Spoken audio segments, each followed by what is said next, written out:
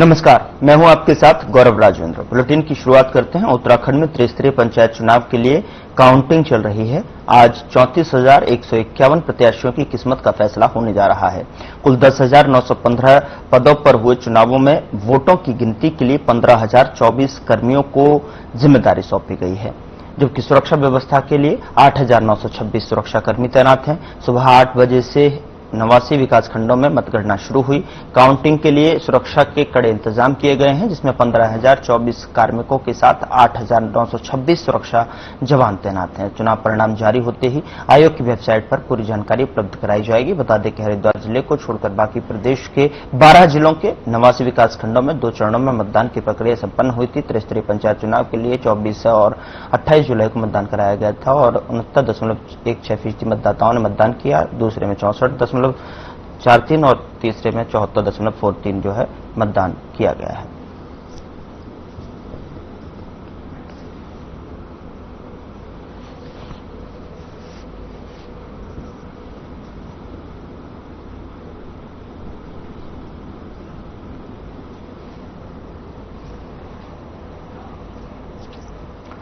मुख्यमंत्री पुष्कर सिंह धामी ने सचिवालय में टिहरी लोकसभा क्षेत्र की विधानसभाओं में मुख्यमंत्री घोषणाओं और अन्य कार्यों की समीक्षा बैठक की। इस दौरान सीएम धामी ने कहा कि विधायकों की ओर से उठाई गई जन समस्याओं को अधिकारी पूरी गंभीरता से लें। विधानसभा क्षेत्रों की तमाम समस्याओं के समाधान के लिए अधिकारी विधायकों के साथ लगातार बातचीत करें। सीएम ने मुख्य सचिव को निर्देश दिए कि हर विधानसभा में चल रही तमाम कार्यों की समीक्षा मुख्य सचिव स्तर पर की जाएगी। उन्होंने कहा कि विभागीय सचिव भी विधानसभा क्षेत्रों की समस्याओं के निस्तारण के लिए अपने विभागों की लगातार समीक्षा करें। सीएम खुद हर 3 महीने में हर लोकसभा क्षेत्र में जाएंगे और ऐसे में जो है उन पर की गई कार्रवाई की जानकारी अगले 1 हफ्ते के भीतर संबंधित विभागों और मुख्यमंत्री कार्यालय को उपलब्ध कराई जाए।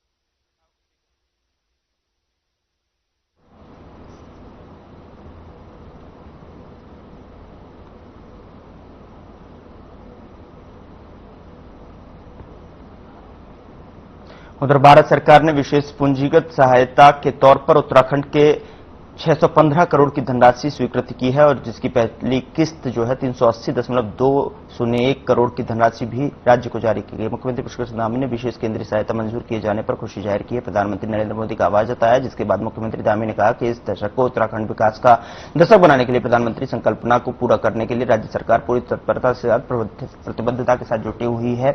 केंद्र सरकार की पूंजी निवेश के लिए राज्यों में विशेष सहायता योजना के अंतर्गत उत्तराखंड सरकार द्वारा चालू वित्तीय 2025-26 37 योजनाओं के लिए 619 करोड़ रुपए की विशेष सहायता उपलब्ध कराए जाने की मांग की है। वित्त मंत्रालय भारत सरकार ने इस संबंध में राज्य सरकार को एक पत्र भेजकर योजना के तहत उत्तराखंड को 37 योजनाओं के लिए 615 करोड़ की धनराशि मंजूर किए जाने की जानकारी दी है।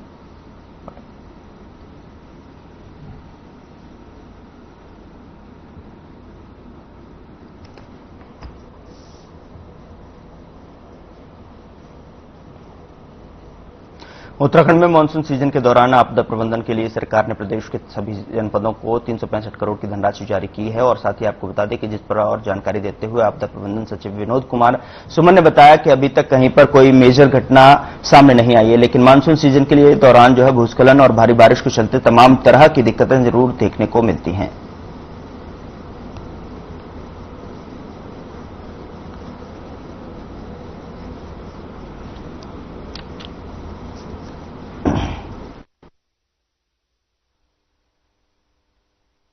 ऐसा कोई मेजर नुकसान नहीं है। नुकसान से नुकसान हो रहा है और जो भी नुकसान हो रहा है उसके रेस्टोरेशन के लिए, रिकवरी रिकंस्ट्रक्शन के लिए लगातार विभाग काम कर रहे हैं। अभी तक आपदा प्रबंधन विभाग की ओर से 365 करोड़ रुपए से ज्यादा की धनराशि जनपदों को जारी की गई, विभागों को जारी की गई है। विभाग द्वारा काम किया जा रहा है। उसके बाद जब रिपोर्ट आएगी तब आपको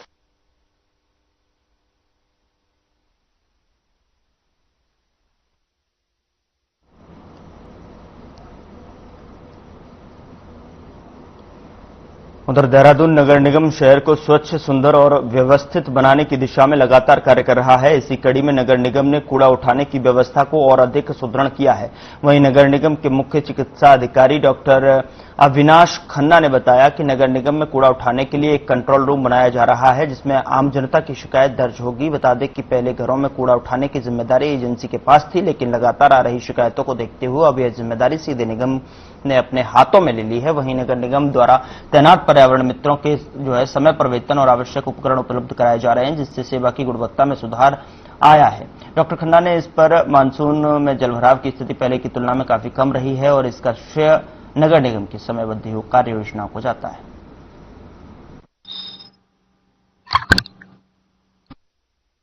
ये integrated command and control centre जो है, इसके अंतर्गत जो हमारे नगर निगम क्षेत्र के अंदर जितने भी हमारे कूड़ा वाहन है या फिर हमारे जो लॉरी टैंकर्स हैं या हमारे जितने भी गार्बेज वल्नरेबल पॉइंट्स हैं, हमारे जो मैकेनाइज्ड ट्रांसफर स्टेशन है, साथ ही साथ हमारा शीशम वाला जो प्लांट है, इन सब की जो है रियल टाइम मॉनिटरिंग और जो पब्लिक के सुझाव है वो सब इसमें जो इंटीग्रेट किए जाएंगे।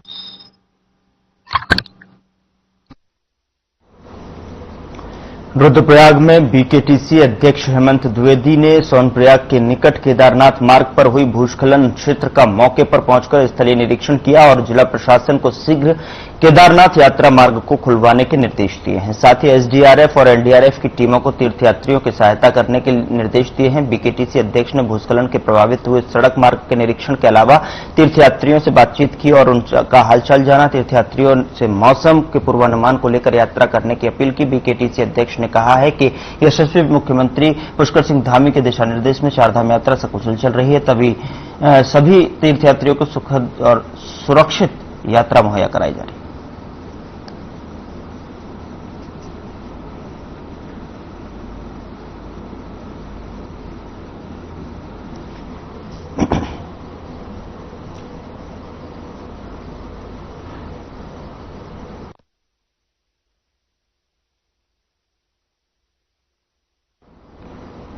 कांवड़ यात्रा को लेकर कांग्रेस नेताओं के बयानों पर अब बीजेपी प्रदेश प्रवक्ता विपिन कैथोला ने तीखी प्रतिक्रिया देते हुए कहा है कि कांग्रेस का इतिहास सनातन संस्कृति और सभ्यता पर बार बार प्रहार करने का रहा है। उन्होंने कांग्रेस की टिप्पणियों को हास्यास्पद बताते हुए जब कांवड़िए आते हैं तो वे आस्था के प्रतीक होते हैं, जल भरकर नियमों के तहत यात्रा करते हैं, तो इस दौरान प्रशासन की ओर से व्यापक सुरक्षा व्यवस्था की जाती है। कैथोला ने कहा कि इस तरह की गैर जिम्मेदाराना बयानबाजी के लिए कांग्रेस न केवल स्थापनाओं को लेकर यहां प्रभावित कर रही है, धूमिल करने का काम भी कर रही है।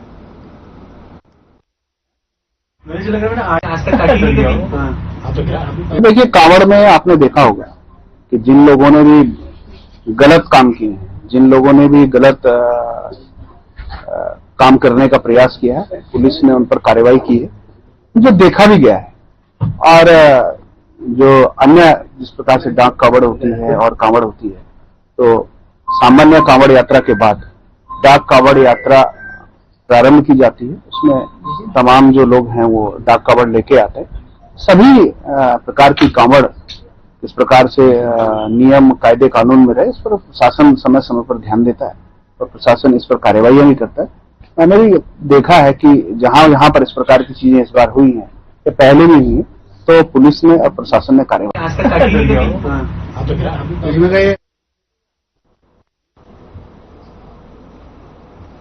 उधर देहरादून में धर्मांतरण कानून को लेकर सरकार की ओर से कई कदम उठाए जा रहे हैं, जिसको लेकर उत्तराखंड वक्फ बोर्ड अध्यक्ष शादाब शम्स का कहना है कि देश के अंदर अनेकों लोगों को किसी लालच के जरिए या फिर किसी प्रेशर उनका धर्मांतरण कराने का काम हो रहा था, तो उसका पूरा परिवार, क्षेत्र का उसका समाज इस बात से आहत है। हमें लगता है कि धामी सरकार का यह कदम बहुत सफल हो रहा है। जो व्यक्ति भी इसमें जो लिप्त थे वो उन पर कार्रवाई हो रही है, जिन्होंने बेसहारा व्यक्ति को डोंगिया के चक्कर में आए। यूसीसी कानून भी इस तेज पर काम कर रही है और उसको लेकर जो है इस तर्ज को कामयाब बनाने की दिशा में काम कर रहे हैं। देखिए, देश के अंदर किसी लालच से, किसी लोभ से या किसी प्रेशर से जब आप किसी का धर्मांतरण कराते हैं, तो मुझे लगता है कि उसका पूरा परिवार और उस व्यक्ति का पूरा रिश्तेदार उसका क्षेत्र और उसका समाज इस बात से आहत होता है। हमें लगता है कि कहीं भी ये जो सेटिंग गेटिंग के साथ एक धंधा लोगों ने बना दिया है कि वो धर्मांतरण कराने के माहिर बनते हैं, ऐसे लोगों के खिलाफ सरकार सख्त कानून भी ला चुकी है और सरकार ऐसे लोगों के खिलाफ सख्त भी है। हमारा मानना है कि कई लोग प्यार मोहब्बत में शादी करते हैं। आप किसी से प्यार करें तो सच्चे मन से प्यार करें, किसी को बदल के प्यार करें तो प्यार नहीं सौदा करें। ये एक बहुत पॉपुलर डायलॉग था। मुझे लगता है कि इसमें समझौता नहीं होना चाहिए। आप किसी से प्यार करते हैं वो अपने धर्म को माने। हरिद्वार में कांग्रेस प्रदेश अध्यक्ष करण माहरा ने कांवड़ मेले को लेकर बड़ा बयान दिया है। साथ ही आपको बता दें कि भरकम कांवड़ों की आड़ में आतंकी हमला होने का अंदेशा जताया है। दरअसल मंगलवार सुबह करण माहरा हरिद्वार के मनसा देवी मंदिर पहुंचे और इसके बाद उन्होंने कहा कि इस कांवड़ मेले में शक्ति प्रदर्शन के दौरे पर जो है चल रहे हैं और इसमें आपको बता दें कि बड़े बड़े कलश लेकर कई लोग कांवड़ लेने आते हैं, जिनकी ठीक तरह से जांच कर पाना भी संभव नहीं है। ऐसे में कोई भी आतंकवादी कलश में आरडीएक्स रखकर हर की पैड़ी पर बम विस्फोट कर सकता है, जिसमें कई लोगों की जान जा सकती है। इसलिए सरकार और प्रशासन को इस पर रोक लगानी चाहिए और व्यवस्था बनानी चाहिए कि सीमित मात्रा में ही लोग गंगाजल लेकर जाएं।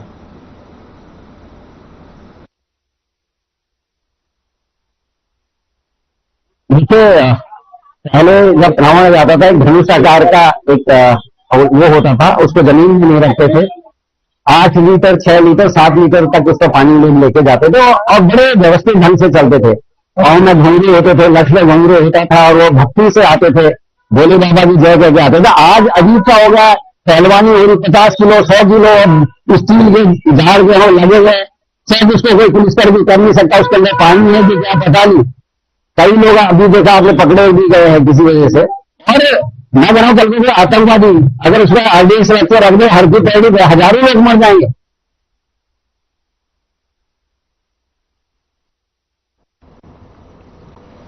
उधर बद्रीनाथ धाम में भगवान नर नारायण जयंती का पर्व श्रद्धा और भक्ति के साथ मनाया गया। सुबह भगवान बद्री विशाल जी के मुख्य पुजारी अमरनाथ नंबूदरी ने भगवान नर नारायण की पूजा अर्चना कर भोग और उपचार समर्पित किया। इसके बाद भगवान नर नारायण की पालकी शोभा यात्रा निकाली गई, जो माता मूर्ति देवी के दर्शन के लिए प्रस्थान की गई। शास्त्रों के अनुसार यह महोत्सव श्रावण मास शुक्ल पक्ष षष्ठी तिथि को सूर्य कर्क राशि में और हस्त नक्षत्र में मनाया जाता है। मान्यता है कि भगवान नर नारायण लोक कल्याण के लिए बद्री का आश्रम में सदियों से तपस्यारत हैं। नर नारायण जयंती के अवसर पर ज्योतिपीठाधीश्वर जगतगुरु अवमुक्तेश्वरानंद सरस्वती ने जो है शुभकामनाएं दी हैं।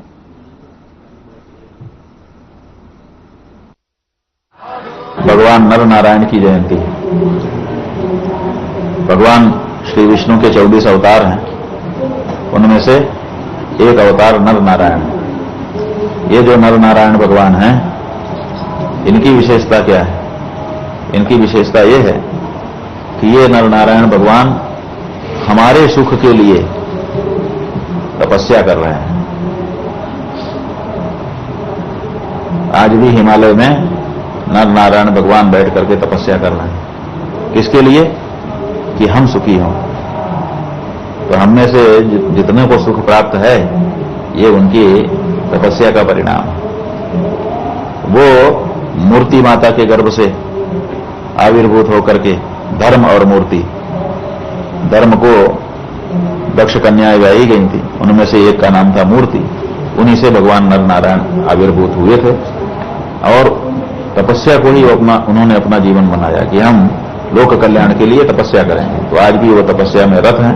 वहां पर बद्रीनारायण मंदिर के गर्भगृह में भगवान ध्यान लगा करके, उनकी जो मूर्ति है वो ऐसे ही बैठे हुए हैं, तपस्या कर रहे हैं। श्रावण मास के शुक्ल पक्ष की षष्ठी तिथि को जो भगवान सूर्य कर्क राशि में है और हस्त नक्षत्र का परम पवित्र अवसर है, ऐसे में भगवान नर नारायण का जन्म महोत्सव मनाया जा रहा है। प्रातः काल ही भगवान नर नारायण की जो चल विग्रह है उसकी सविधि पूजा श्रीमान रावल जी ने संपन्न की और नर नारायण भगवान अपने भक्तों के साथ अनुचरों के साथ माता जी के दर्शन के लिए माता मूर्ति मंदिर की तरफ गए हैं। ये 2 दिवस चलता है ये उत्सव।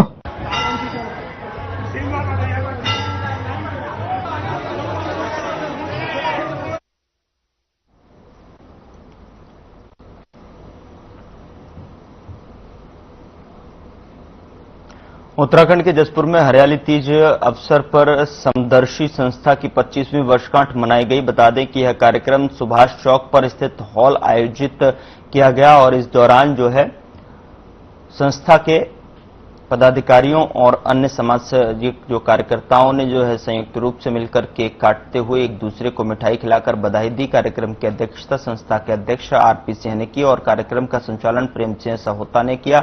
इस अवसर पर अध्यक्ष मुख्तियार सिंह घुम्मन सहित सभी व्यक्तियों को संस्था के पदाधिकारियों ने फूल माला पहनाकर जोरदार स्वागत किया।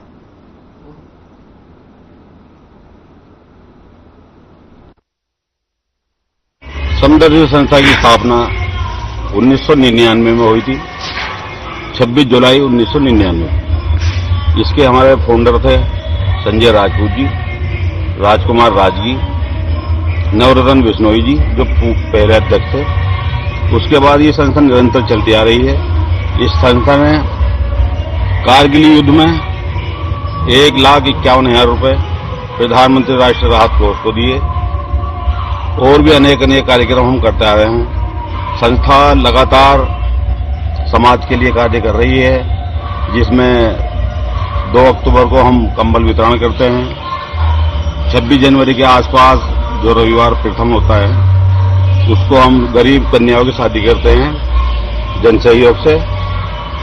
और अगस्त के महीने में या उसमें जो प्रतिभावान बच्चे होते हैं जो क्षेत्र में अच्छे नंबर आते हैं या मेरिट लाते हैं, हम उनको सम्मानित करते हैं। बुजुर्ग जो महिलाएं और पुरुष होते हैं क्या क्षेत्र के अंदर जिन्होंने विशेष कार्य करा है, जो जिनका योगदान क्षेत्र की उन्नति में रहा है, हम उनको भी सम्मानित करते हैं। और जो भी कभी कभी देश में कोई विपदा आती है उसमें संस्था बढ़ चढ़ के हिस्सा लेती है। कारगिल युद्ध के बाद सुनामी आई, 2 लाख रुपए हमने प्रधानमंत्री राष्ट्रीय राहत कोष में उसमें भी संस्था के माध्यम से भेजे। समदर्शी संस्था का 25वां स्थापना दिवस मनाया गया है। ये समदर्शी संस्था विगत 25 वर्षों से लगातार अनवरत जो है अपना समाज को योगदान दे रही है और इसमें जो है हर वर्ष 26 जनवरी के उपलक्ष्य में जो है गरीब निर्धन बेटियों की, सभी धर्मों की बेटियों की शादी की जाती है। और 15 अगस्त को प्रतिभा सम्मान समारोह, जिसमें लगभग हम 250-300 बच्चों को जो है सम्मानित करते हैं। और इसके बाद जो है 2 अक्टूबर को जो निर्धन गरीब बेसहारा लोगों को जो है महिलाओं को, विधवाओं को कंबल का वितरण करते हैं। इसके अतिरिक्त जितने भी हमारे त्योहार हैं, जैसे हमारे मुस्लिम बिरादरी में ईद होती है, उसका ईद मिलन करते हैं और ईदगाह पर। और जो है सरदार लोगों का जब नगर कीर्तन आता है तो हम 4-5 कुंटल फल उसमें भी वितरित करते हैं।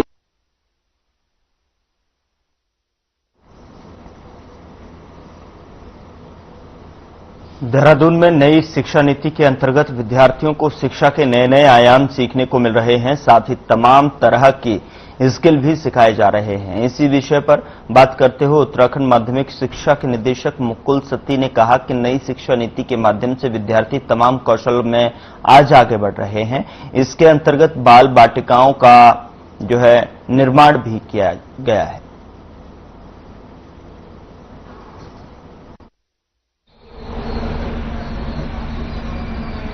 देखिए, जो नेशनल एजुकेशन पॉलिसी है 2020, ये हमारे देश के बच्चों के लिए, नौनिहालों के लिए एक बहुत बड़ा एक विषय बन के आया हुआ है। बहुत बड़ा एक सिस्टम उससे डेवलप हो रहा है। इससे बच्चे हैं, हमारे शिक्षक हैं, अधिकारी वर्ग हैं, जो भी है पूरे देश का जो रहने वाला है उससे उनको जो है फायदा होने जा रहा है। जैसे अभी तक क्या होता है कि हम लोग के बच्चे वोकेशनल एजुकेशन नहीं पढ़ा करते थे, इससे नहीं पढ़ा करते थे। आज की डेट में, और मैं उत्तराखंड की बात करूं, उत्तराखंड में आज की डेट में 531 विद्यालय ऐसे हैं जिसमें कि वोकेशनल एजुकेशन का कोई न कोई ट्रेड इस समय चल रहा है। तो ये सारे जो देन है, ये हमारी जो NEP 2020 इसका एक पार्ट ये भी है। दूसरी बात, हम बात करते हैं बाल बाटिकाओं की, हम लोग बात करते हैं। बाल बाटिका हमारे यहाँ बनी हुई है, उसमें हम लोग जो है काम इस समय कर रहे हैं। तीसरी बात आती है कि स्कूल में जो होलिस्टिक रिपोर्ट कार्ड है, हर बच्चे रिपोर्ट कार्ड बनना है। उत्तराखंड के सरकारी स्कूलों की दशा सुधारने के लिए सरकार तमाम प्रयास कर रही है। जहां एक ओर राज्य सरकार स्कूलों को आधुनिक बनाए जाने के लिए क्लस्टर योजना पर काम कर रही है, तो वहीं दूसरी तरफ प्रदेश के तमाम सरकारी स्कूलों में व्यवस्थाओं को बेहतर करने के लिए गोद लेने की प्रक्रिया का भी रोडमैप तैयार किया है। इसी कड़ी में उत्तराखंड सरकार corporative social responsibility CSR fund के माध्यम से सरकारी स्कूलों की सूरत बदलने की योजना पर काम कर रही है। देहरादून स्थित राजभवन में भविष्य के लिए तैयार स्कूलों के निर्माण नाम से कार्यक्रम आयोजित किया गया है।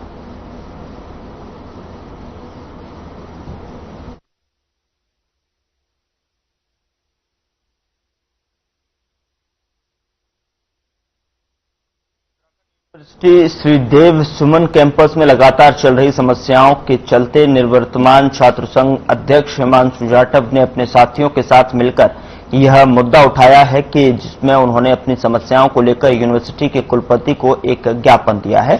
इस दौरान हिमांशु जाटव ने बताया कि कैंपस में रुके हुए निर्माण कार्यों को दोबारा शुरू करने और छात्रावास का दोबारा निर्माण, महिला छात्रावास का अलग से निर्माण, बंद पड़ी कैंटीन को फिर से चालू करने, सफाई कर्मचारियों की संख्या बढ़ाने और वेतन में वृद्धि करने की मांग का ज्ञापन दिया है।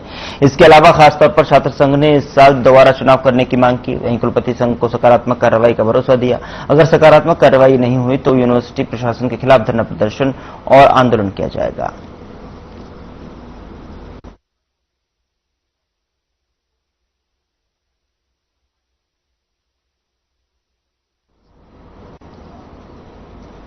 उत्तराखंड STF ने देश भर में स्वास्थ्य के से खिलवाड़ कर रही नकली दवा बनाने और बेचने वाली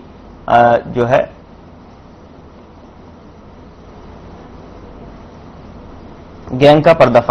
यह गिरोह ब्रांडेड दवा कंपनियों की हूबहू नकली दवाइयां तैयार कर नोएडा, दिल्ली, राजस्थान, पंजाब और हरियाणा के साथ साथ कई राज्यों में भेजता था।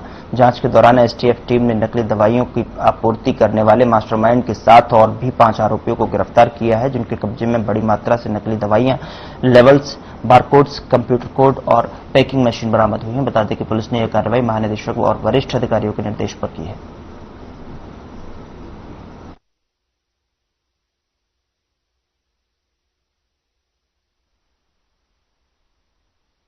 एम्बुलेंस भी बरामद नहीं की गई है, प्रोसेस में हम अभी इसको अरेस्ट किया है और इसके मेडिकल स्टोर्स पे भी कार्रवाई करेंगे और बाकी जो इससे जुड़े जो एसोसिएट्स हैं, कुछ लोग नाम और आए हैं, नाम प्रकाश में आए हैं, तो उनके खिलाफ हम कार्रवाई करेंगे। मेडिकल स्टोर को जो जनरली मेडिसिन जो मिलती है या तो सीधे फार्मास्यूटिकल जो कंपनी है जैसे डॉक्टर रेड्डीज है या कोई भी बड़ी कंपनी है, डायरेक्टली उससे मिलती है एक परचेज ऑर्डर जनरेट करके, या फिर किसी स्टॉकिस्ट के माध्यम से मिलती है। तो ये जो है जो नकली दवाइयां बहुत कम वैल्यू में उनको बेच देते थे और मार्केट में वो उसी MRP में बिकती थी जिससे कि ब्रांडेड मेडिसिन आती हैं। उनका भी जानकारी मिली है, उसको हम आगे डेवलप कर रहे हैं और जहां पे इसने ये नकली दवाइयां बेची हैं वहां पे बरामदगी करके जिन्होंने खरीदी हैं उनको भी इस मुकदमे में मुलजिम बनाया जाएगा। देखिए इसमें कॉमन मेडिसिन से लेके बहुत कैंसर की मेडिसिन तक हैं, जैसे कि फॉर एग्जाम्पल टेल्मा हो गई और पेंटालॉप हो गई, वोवेरॉन हो गई, और इसमें जितनी बड़ी बड़ी कंपनीज हैं फार्मास्यूटिकल कंपनी। फिलहाल बुलेटिन में इतना ही। नमस्कार।